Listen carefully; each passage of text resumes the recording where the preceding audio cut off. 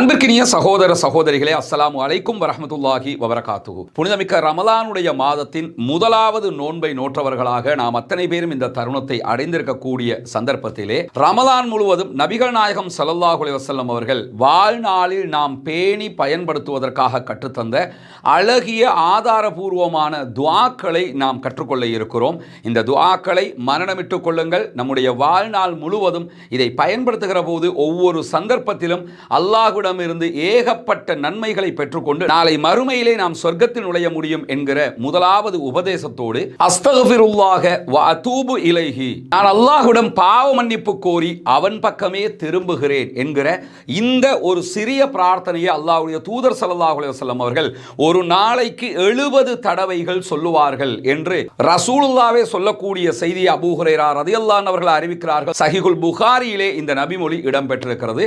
அஸ்தக்ஃபிருல்லாஹ வ அதூபு இலைஹி என்கிற இந்த சிறிய பிரார்த்தனையை ஒவ்வொரு நாளும் 70 தடவைகள் ஓதி வாருங்கள். நம்முடைய வாழ்க்கையிலே இம்மையிலும் மறுமையிலும் ஈடேற்றம் பெற முடியும்.